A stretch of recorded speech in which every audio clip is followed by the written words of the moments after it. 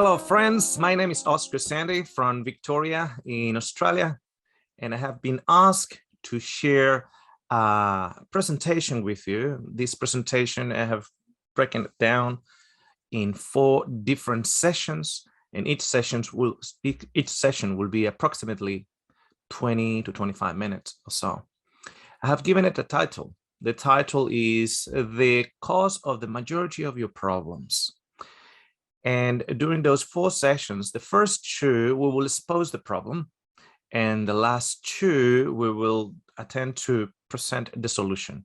And I need to give you a spoiler alert from the beginning.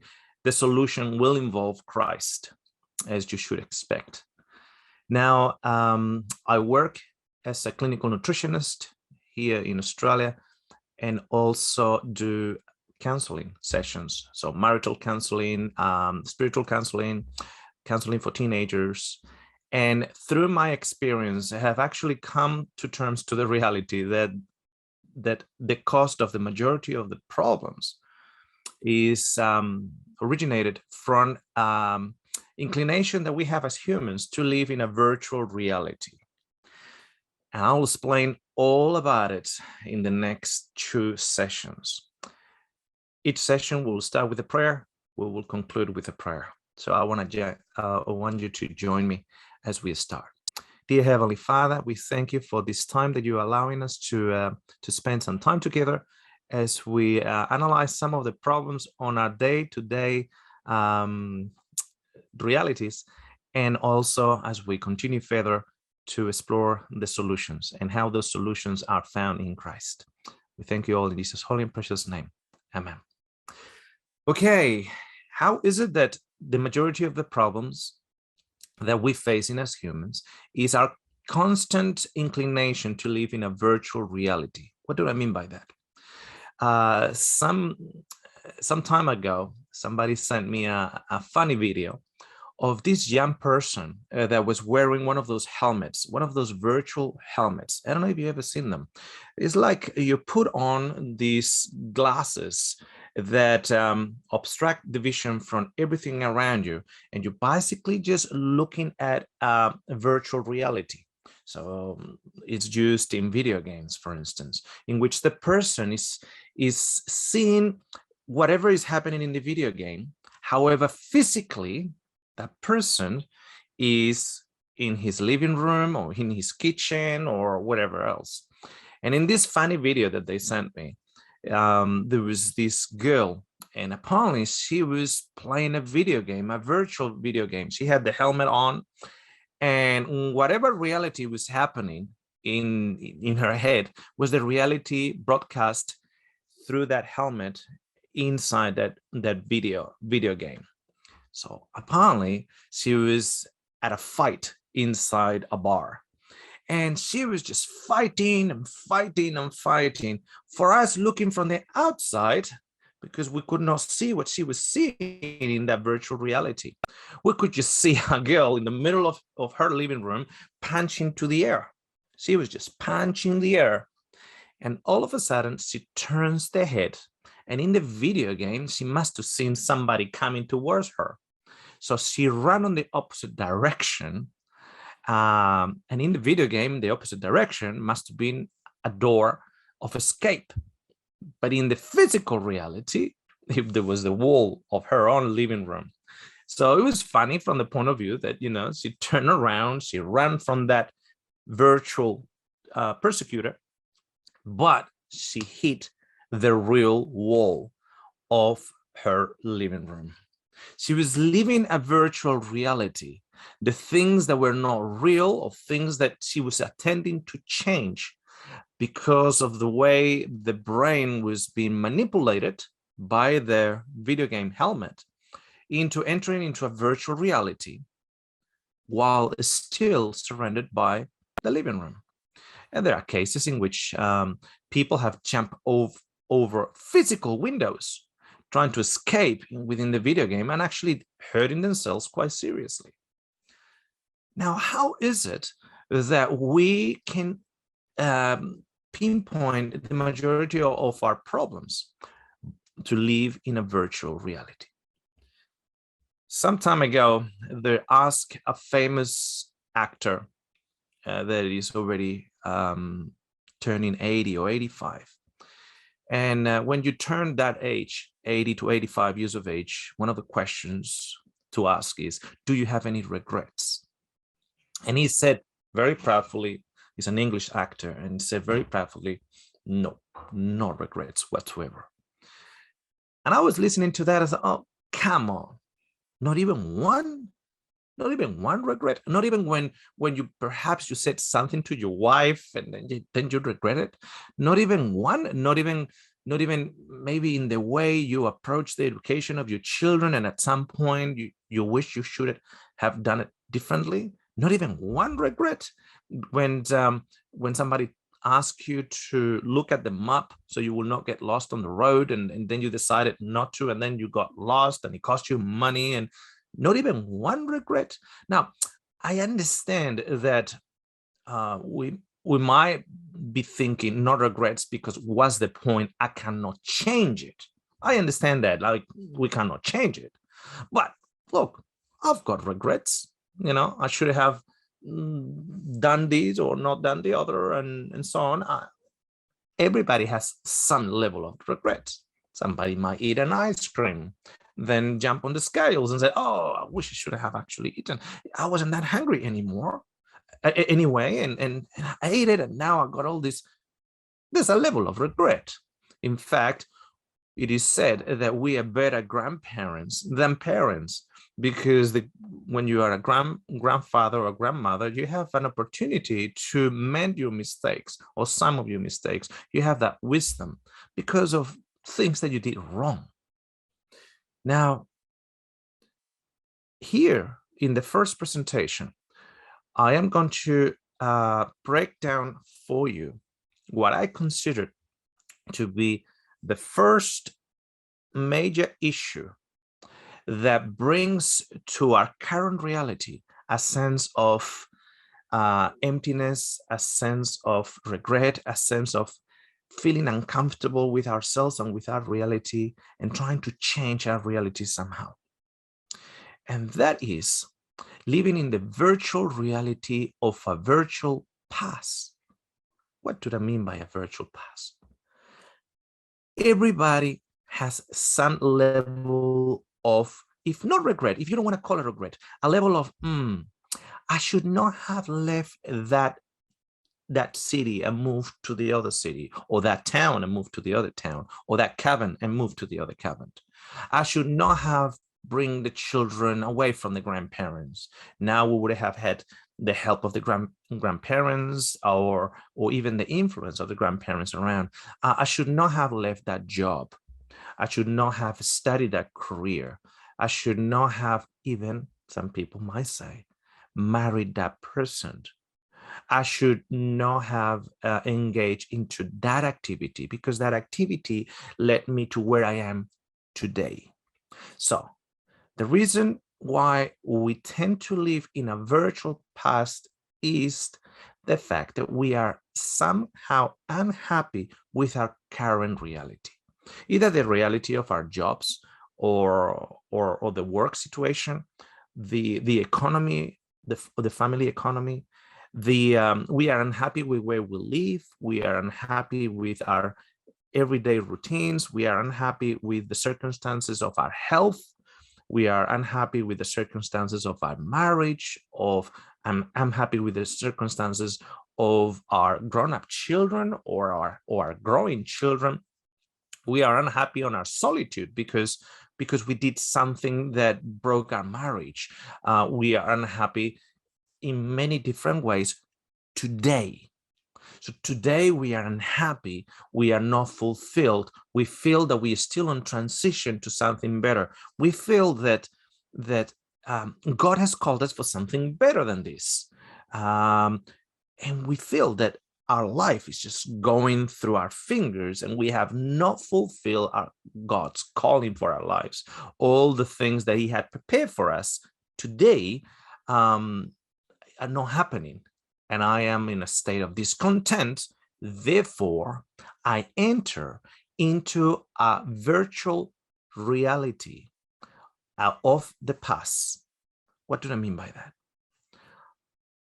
I enter into my mind and I do this mind traveling. When I'm saying I'm including everybody. We, the world, because it's the cause of the major cause of the majority of our problems and unhappiness today. So we enter into our time traveling mental mechanism and we go back in our minds to a point in our lives where we saw a fork on the road, we went to the right, and we should have actually taken the left, or so we think. So what we do is this. If I wouldn't have actually chosen that career, then I would not be in this situation today. So how do I fix it? I go into a virtual time traveling to the past, to that point in my past where I decided to choose this career versus the other career, where I decided to marry this person versus the other person, where I decided to quit this career and started working in a particular field rather than finish those studies or those qualifications. I go there and I'm trying to change it. And I go and start reliving something on the alternative decision. So if I am happy with my current situation, if my career has not given me the money, or the situation that I was expecting, let's going to give you a solid example. Let's say that you were studying a particular line of studies and you were on your second year at university, just to give you an example, and you decided to quit. You decided to quit. Some of your friends continue on, and you decided to quit. Now you're struggling to find a job. Now you're struggling. Years later, 10 years have passed, 15 years have passed.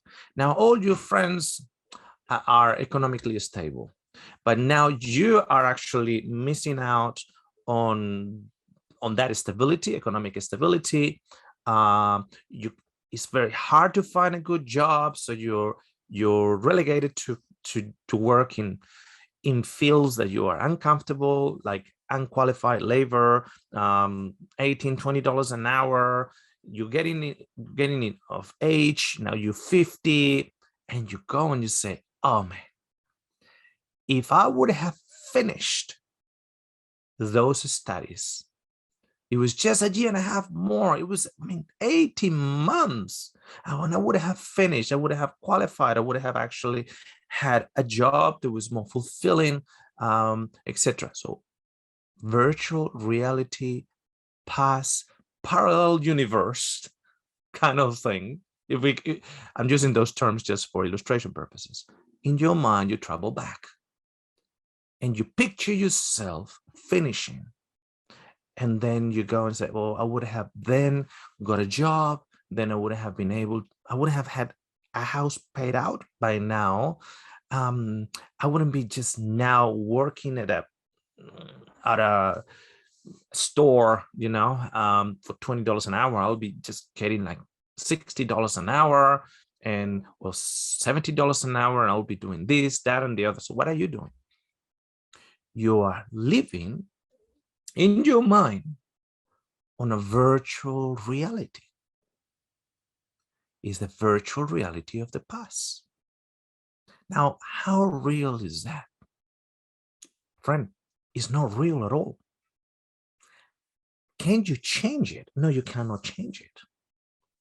So you are entering into that time traveling virtual reality of your past and living an alternative parallel universe of what actually happened to you. And you are daydreaming of what could have been if. So you look up, you close your eyes, or even with your eyes open, while you're working in the job that you don't want to be working on.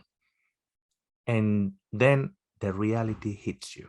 Because at some point, you need to stop that programming in your mind. You need to stop that video game in your mind and face your bank account that is limited, and face your family issues, and face the fact that you haven't been able to paint the walls of your house because you've got no budget for it, and face whatever the actual true reality is. And then that provokes a shock even harder to deal with. So you are leaving your actual reality to go into a fictitious, non-real, parallel universe of an alternative choices that you should have done according to your perspective, but you didn't. And then you travel around there. It makes you happy with your mind while you're there. But at some point, you have to wake up, because at some point, the physical reality takes over. At some point, you get hit by the walls of the physical world that you're living in, and you wake up. You wake up, you get shaken by it, and that makes it even worse. Makes it worse because now you've been daydreaming about what could have been. But when you wake up, you realize, I'm stuck here. I'm stuck here. There's people that have it, that have the same sensation, not just with a job or with an employment, but with personal relationships. There's people that will say, well, did I do the right choice when I said to this woman 15 years ago, 10 years ago, 23 years ago, 25 years ago? Yes, I do. I'll be with you in health and in sickness. I will be with you in riches and in poverty. Did I do the right thing? And all of a sudden, they're not thinking about when they were 24 or 25 and they were getting married to this person. They even go back further down the track, and they go to when they were 18 and it was a girl in high school that they were a little bit attractive to, and they say, oh, I should have actually married to that person. And they play the alternative movie in their heads. They go back to when they were 18. They didn't even know back then the current wife, and they play out a movie. It's all fictitious movie. It's not real.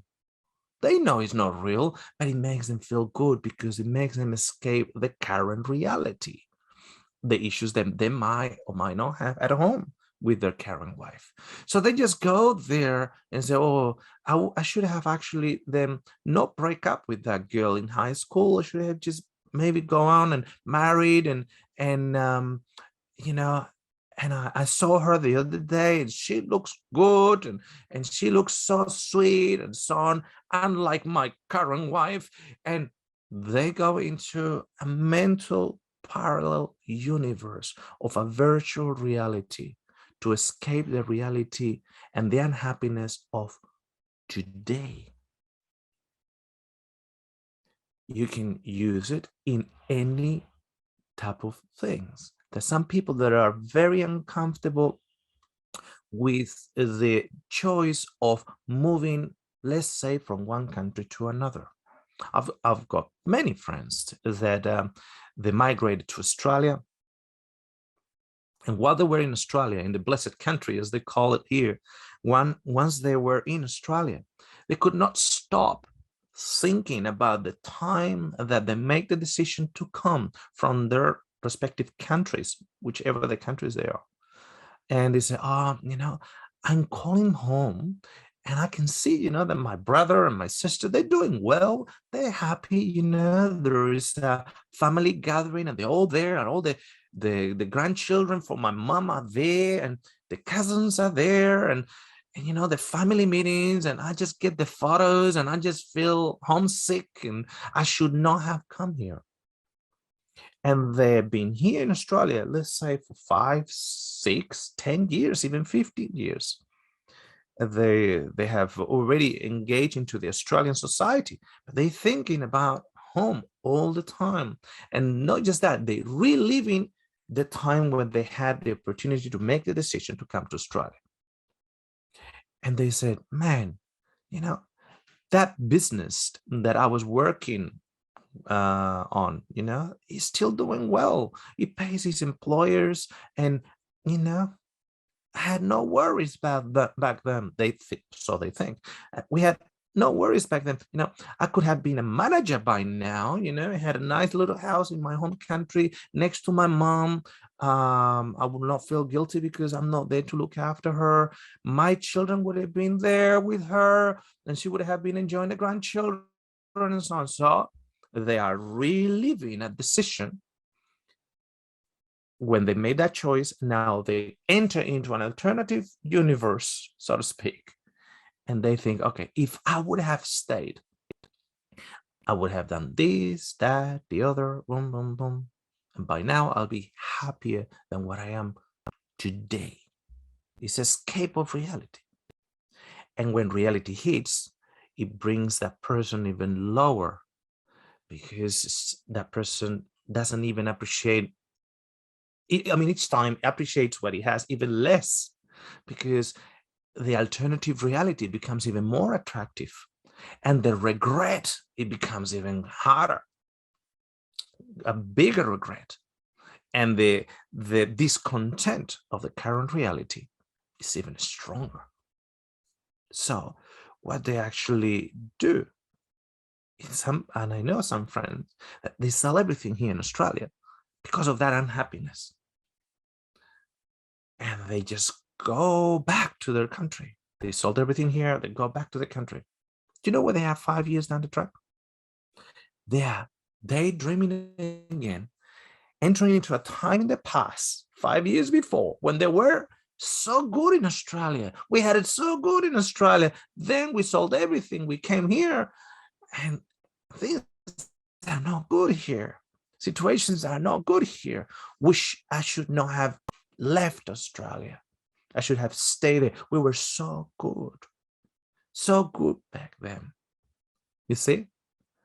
Because they're doing the same thing over and over again. So I have, as I have clients booking for counseling sessions, I can assure you that the great majority of the problems is actually the fact that they're living in a virtual reality in order to escape the reality of today, the difficulties that the daily living brings, and it's escape that in that escaping, it only feels good for a while, for the 2 minutes that you're thinking about it, for the 5 minutes that you're thinking about it, every hour or every day or whatever. But when reality hits, it brings the people deeper into depression. It brings the people deeper into a discontent state. It brings the people on questioning themselves if they are fulfilling God's plan for his or her life. Now, that's number one of the biggest cost of your problems. The biggest cause of your problems. Number one, traveling to a virtual, imaginary past and living an alternative in your mind. And the more you do it, the more you feel with regret, the more you feel downcast, the more the current reality looks more awful, more gloomy and darker, and you are more dissatisfied with the current situation. That's number one. I'll see you in the second presentation. We will bring the number two state of mind that continues to cause the majority of your problems. We're going to close with a word of prayer. Dear Heavenly Father, we thank you, Lord, for this time that you have given us together. And we appreciate, Father, that you are not just the God of that gives discernment to see the problems, but also discernment and wisdom to those that ask to also find the solutions. Thank you for being with us through this seminar. In Jesus' holy and precious name, amen.